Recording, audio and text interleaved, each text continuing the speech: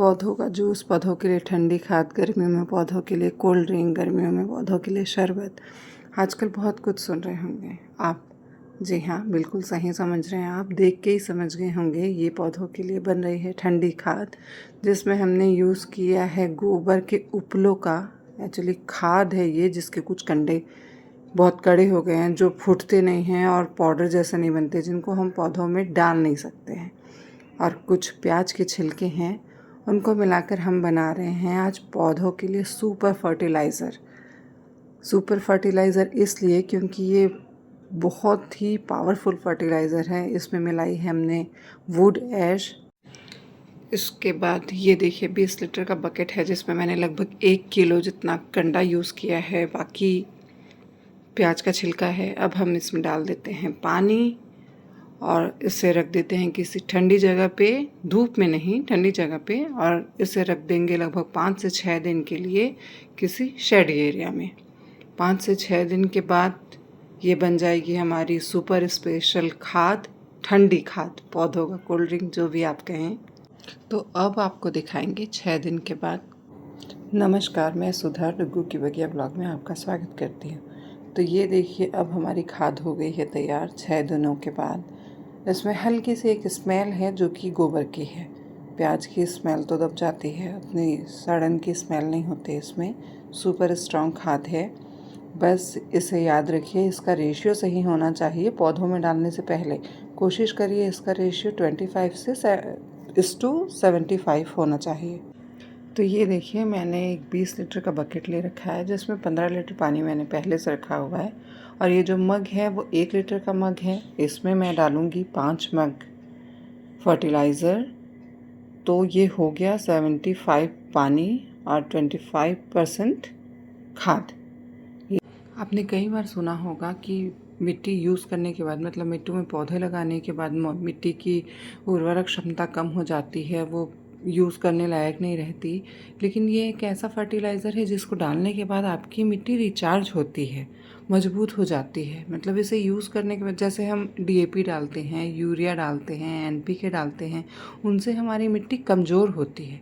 लेकिन ये एक ऐसा फर्टिलाइज़र है जिसको डालने के बाद हमारी मिट्टी ज़्यादा उपजाऊ बनती है, उसकी उर्वरक क्षमता बढ़ती है। गाय को हम ऐसे ही अपनी गौ माता नहीं कहते। गाय के गोबर में इतनी पावर होती है कि वो मिट्टी को भी सोना बना सकती है। गाय के गोबर में micro nutrition, humic acid, folic acid, nitrogen, phosphorus, zinc, potassium, इतनी सारी चीज़ें होती हैं जो हमारे पौधों के लिए बेहद ज़रूरी होती है। ये लिक्विड फर्टिलाइज़र हम अपने फ्रूटी प्लांट, फ्लावरिंग प्लांट और लीफी प्लांट में भी डाल सकते हैं। तो ये हो गया हमारा फर्टिलाइज़र तैयार। अब देखें इसे डालना कैसे है।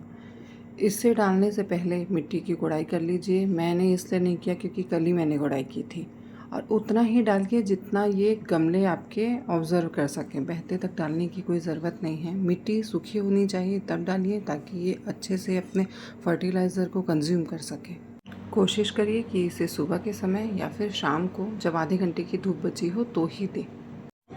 इस बकेट में मैं थोड़ा सा फंगीसाइड मिला के 20 मिनट के लिए सेट होने के लिए छोड़ दे रही हूँ, क्योंकि इस फर्टिलाइज़र को अब मैं अपने एडेनियम में डालने वाली हूँ। रीज़न ये है कि एडेनियम में फंगस लगने का बहुत खतरा होता है, तो कोशिश करें थोड़ा सा फंगीसाइड मिला लें और फिर अपने एडेनियम के प्लांट्स को दें। इस फर्टिलाइज़र का स्प्रे भी आप पौधों के ऊपर कर सकते हैं। रेशियो थोड़ा चेंज हो जाएगा। अगर 1 मग आपका फर्टिलाइज़र है तो 4 मग उसमें नॉर्मल पानी डालिए और स्प्रे कर दीजिए। एक ज़रूरी टिप्स, हम में से बहुत से लोग हैं जो पानी बचाने के लिए आरओ से बहता हुआ पानी यूज़ करते हैं फर्टिलाइज़र बनाने के लिए या पौधों में डालने के लिए। तो कोशिश कीजिए वो पानी ना यूज़ करें, क्योंकि उससे मिट्टी का, पानी का पीएच लेवल बढ़ जाता है, जो हमारी मिट्टी को ख़राब करता है। जो पानी हमारे लिए अच्छा नहीं है वो पौधों और जानवरों के लिए भी अच्छा नहीं है। तो उसे यूज़ ना करके नॉर्मल वाटर का यूज़ करें। अब फंगीसाइड वाला पानी डाल लेते हैं अपने एडेनियम में और बात करते हैं इस सुपर खाद के दूसरे सुपर हीरो की। वो है प्याज, प्याज का छिलका।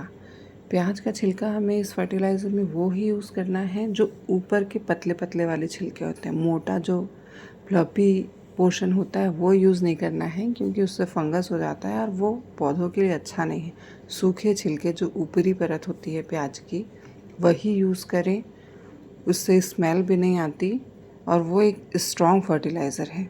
प्याज के छिलके में NPK, calcium, zinc, boron, potassium, sulphur, जिससे हमारे आँखों में आंसू आते हैं, थोड़ा सा माइक्रोन्यूट्रिशन और फास्फोरस भी है। और इस फर्टिलाइज़र की सबसे अच्छी बात यह है कि आप इसे स्टोर करके भी रख सकते हैं। 3-4 दिन से लेकर 10-15 दिन तक इसे स्टोर किया जा सकता है। डिपेंड करता है आपके यहाँ टेम्परेचर कैसा है। इसे हम अपने लीफी प्लांट में भी दे सकते हैं। इससे उसकी पत्तियाँ चमकदार बनती हैं, बूशी होते हैं पौधे। कोशिश कीजिए इस फर्टिलाइज़र को 15 दिन में एक बार लीफी पौधों में दीजिए। जो फूल वाले, फ्रूट्स वाले प्लांट हैं उनमें इसे हफ्ते में एक बार दीजिए। और अगर आपने इंडोर कोई प्लांट रखा है तो उसमें भी आप 2 महीने में एक बार इसे दे सकते हैं। ये मेरे चाइनीज़ डॉल का प्लांट है, देख सकते हैं इसकी पत्तियों में कितने शाइन है। मैं इसे जीजी प्लांट में भी देती हूँ। जीजी प्लांट की भी पत्तियाँ देखिए मेरी कितनी शाइन कर रही हैं। हर प्रकार के पौधों में आप इसे दीजिए और अपना गार्डनिंग एंजॉय कीजिए। खाद बनाइए, रखिए और गर्मियों में अपने पौधों में कोल्ड ड्रिंक डालिए। गर्मियों में हमें कोई भी खाद अपने प्लांट में सॉलिड नहीं देना है। जो भी खाद देना है उसे लिक्विड बना के दीजिए और अपनी गार्डनिंग एंजॉय कीजिए।